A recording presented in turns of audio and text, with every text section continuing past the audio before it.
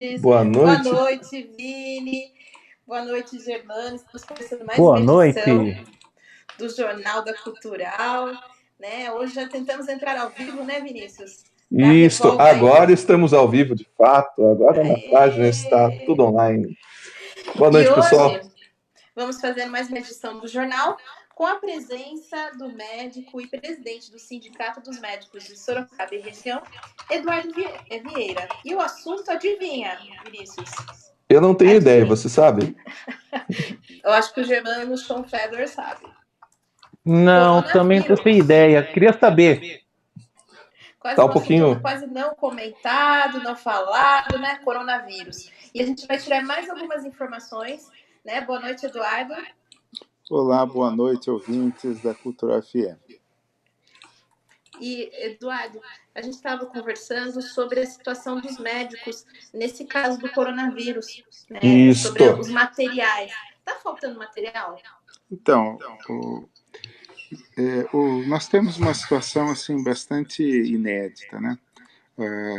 Porque existe uma procura muito grande pelos materiais de proteção individual, que são os EPIs, e é uma preocupação nossa. Por quê? Porque devido a essa procura já está havendo falta. E além de tudo, o vírus tem se mostrado muito eficiente, né, em ser transmitido, inclusive para aqueles profissionais da saúde, como médicos, enfermeiros, etc. Então, nutricionistas, pessoal da fisioterapia, que é muito importante. Então, tudo isso tem dificultado um pouco o trabalho deles, e é uma preocupação que nós temos, que é em relação aos equipamentos de proteção individual. E esses equipamentos está faltando por causa do sistema está se esgotando, o preço. Sim, está tendo a necessidade de muitos lugares serem usados, né? Então, é uma preocupação muito grande com relação a isso. Em relação ao coronavírus, eu vi algumas pessoas estão vindo a óbito com suspeita de corona.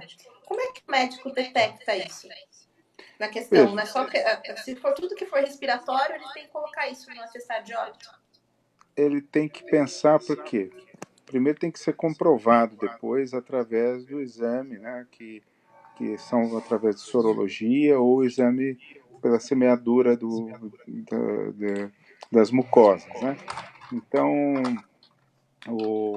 com certeza, esses suspeitos, elas vão ser confirmadas ou não por meio dos exames. Então, não pode, uma pessoa que morre em casa, ela não vai ser colocada suspeita de coronavírus. Ela deve ter entrado em algum hospital, alguma coisa assim, e ter apresentado os sintomas compatíveis com isso, mesmo em idosos. Mas você acha que, por exemplo, neste momento, não tem pessoas tendo pneumonia bacteriana ou pneumonia por outros vírus que não o coronavírus? Com certeza. Então, neste momento, eu acredito que tudo deve ser pensado como coronavírus, devido a essa gravidade, mas ele será ou não confirmado pelo exame, o exame laboratorial, no caso, né? Então, com certeza, o fato de ser suspeito não confirma, então não pode ser considerado de forma alguma.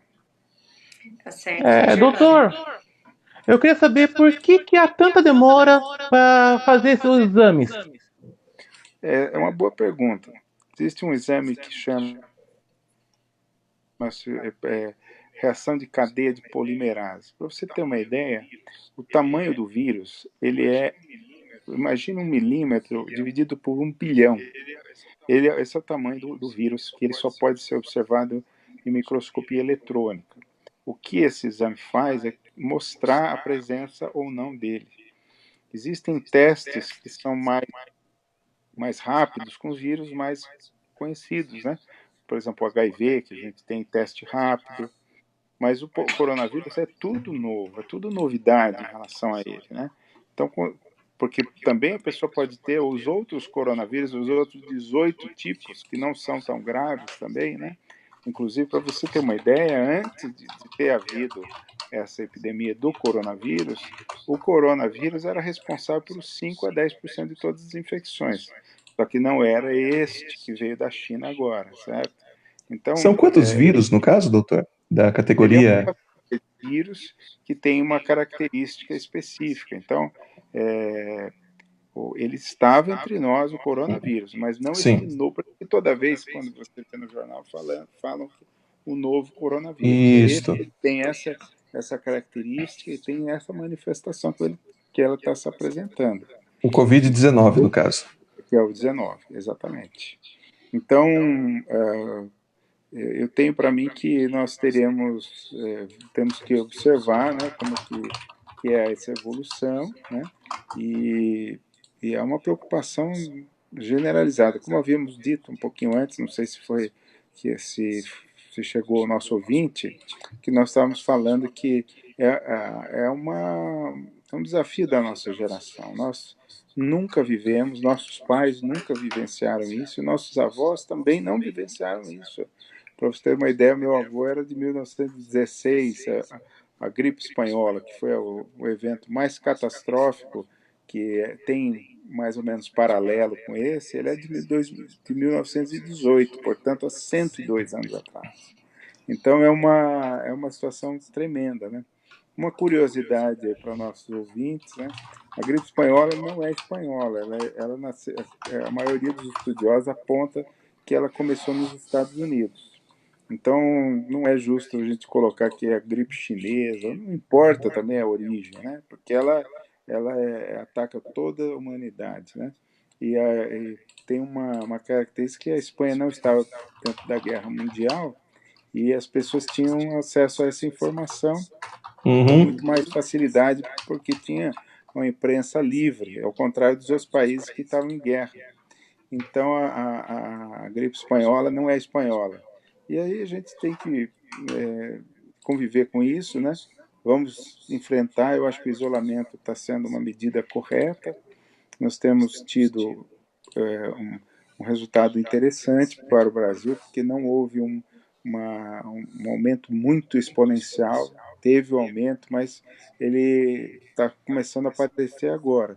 De ontem para hoje, pelo que eu vi, foi 26% de aumento, né, do coronavírus, né? Então, é uma preocupação, né?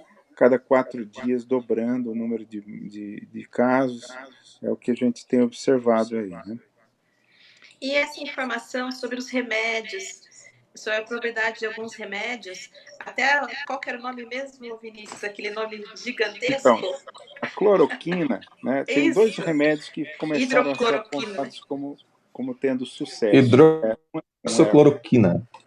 Isso, a cloroquina a gente usa na ortopedia e na reumatologia para tratamento de artrite reumatoide, lúpus, mas também para o tratamento da malária, né? E na nossa região não existe, né? Mas a região norte é muito comum, né? Ainda temos muitos casos de malária no Brasil, cerca de 200 mil casos por ano de malária, e é uma preocupação, né?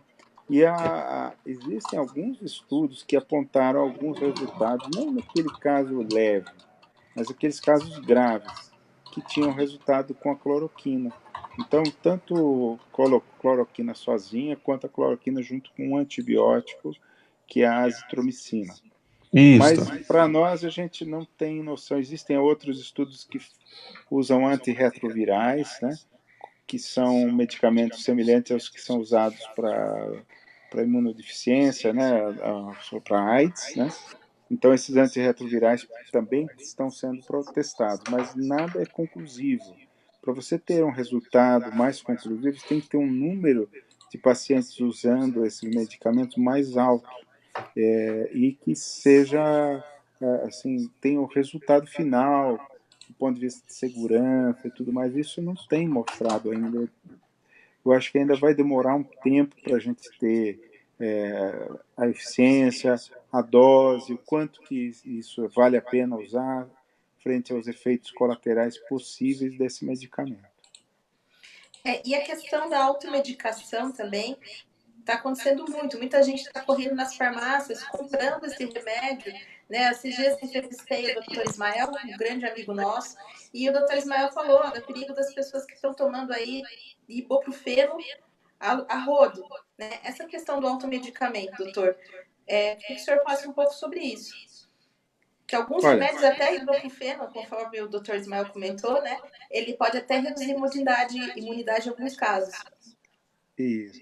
Eu acho que é muito importante que, assim, a gente sempre defende que as pessoas passem por um médico, né, para poder ser medicado. Mas existem situações que a gente já sabe mais ou menos como que o corpo reage. Então, alguns medicamentos são até liberados para que as pessoas comprem, como, por exemplo, o paracetamol, que é um remédio para febre, ou a dipirona, esses remédios aí para congestionamento, congestão nasal, né? Então, são medicamentos que são aprovados, porque senão qualquer coisinha teria que ir no posto de saúde, ou teria que ir na unidade de pronto atendimento, e isso é comum. E mesmo eu tenho, vocês devem ter uma ou duas vezes ao ano algum tipo de sintoma desse tipo, de coriza, de congestão nasal, etc. Então, eu não vejo problema nesse tipo de automedicação, porque aí é realmente uma situação de sintoma, são medicamentos sintomáticos. Acontece que tem um grupo de medicamentos que aos poucos foi sendo usado como se fosse seguro, mas realmente não são. Então, por exemplo, o ibuprofeno, ele é um medicamento anti-inflamatório e as pessoas dão com frequência para as crianças para febre. E não é, ele é um bom antipirético, mas ele tem que ser usado com muito cuidado, porque ele pode ter efeitos colaterais, por exemplo, gastrite, ele pode dar insuficiência renal se for usado por muito tempo, como todos os outros anti-inflamatórios. Então, o que a gente recomenda mais é que use a dipirona e o paracetamol, né? E em relação, e também inclusive nos casos de suspeita de dengue, né? Se você tiver suspeita de dengue, com certeza não pode também tomar o ibuprofeno, né? Não pode tomar. Não, não pode, bem como os outros anti-inflamatórios, né? De, vamos falar, quando eu falo anti-inflamatório, é Profenid, Proflan, diclofenaco, Voltaren, todos esses medicamentos são da mesma família. E eles dão melhora no sintoma, mas ele é arriscado tanto na dengue, né? Porque risco de hemorragias, quanto no coronavírus, porque eles já observaram que aquelas pessoas que utilizaram anti-inflamatório durante o período inicial da doença acabaram tendo uma evolução não muito boa.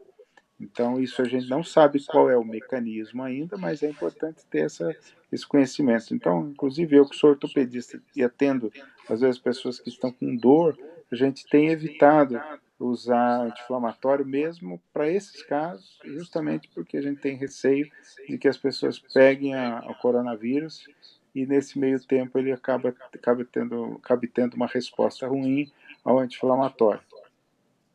Olha, eu vou confessar que eu tomei ibuprofeno quando eu estava com dengue e o resultado não é bom. Não é nada bom. Um depoimento. Vinícius. Oi. Agora você, suas perguntas aí. Questão do coronavírus. Claro, a gente falta pouco tempo para encerrar essa live, né? Também eu acho que creio que o nosso presidente esteja transmitindo lá na rádio também, né? E, consequentemente, hoje tem pronunciamento do presidente da República, então, como somos uma rádio comunitária, a gente também cede esse espaço. Exato. Para finalizar, doutor, eu queria saber sobre o isolamento que a gente vem vivendo e o caso do momento ápice do surto do vírus. A gente está conseguindo achatar essa curva, mas até que ponto isso se mostra eficaz e até que ponto isso pode ser comprovado como uma realmente melhora nos casos que a gente vem acompanhando, que o senhor vinha falando na outra live que não foi ao ar, né, infelizmente, que vem crescendo cada vez mais, dobrando, aumentando cada vez mais a porcentagem de pessoas infectadas. A projeção que existia era de um aumento de 33% no número de casos por dia. Isso daria um fator de duplicar os casos a cada 3 dias, aproximadamente. Isso. O que a gente tem observado, ontem foi menos de 26%, hoje foi 26% o aumento de número de casos e óbitos, aproximadamente semelhantes, né? Então, isso mostra que houve uma melhora, sim, com o isolamento. Então, eu acho que isso vai vai ter resultados bastante bons lá na frente, no sentido de diminuir o número de casos, pelo menos a velocidade de casos, número de casos, que isso que é o pior, né? Porque o sistema ele não suporta um número de casos muito grande, porque muitos pacientes acabam precisando de cuidados intensivos. Muito obrigado, então, doutor, pela entrevista. A gente pede desculpa pela falha técnica que aconteceu mais cedo e a gente gostaria de convidá-lo, o senhor, a sempre voltar aqui conosco nas nossas entrevistas. Do coronavírus, né, Vini? Vamos principalmente nesse momento. Estou à disposição quando vocês precisarem, tá? Muito obrigado. Vamos buscar fazer a nossa parte aí, né? Fazendo isolamento. Aos ouvintes que têm mais de 60 anos, muito cuidado, não evite sair de casa, peça para o seu neto, para o seu filho fazer as suas compras e se cuidem. É isso aí. Doutor, muito obrigada. Desculpa. Valeu, muito obrigado a você, imagina, foi um prazer. Até mais. Até mais. Saiu? Ainda não, estamos ao vivo. Só lembrando que a gente vai continuar, depois do pronunciamento, o Jornal da Cultural, e a gente vai trazer o Paulo Vasconcelos, que vai falar de esporte aqui conosco também. Até para vocês. Até daqui a pouco, né? Até daqui a pouco, exatamente. Então vou encerrando aqui, pessoal. Até logo. Coisa daqui 10 minutos no máximo. Tchau, tchau.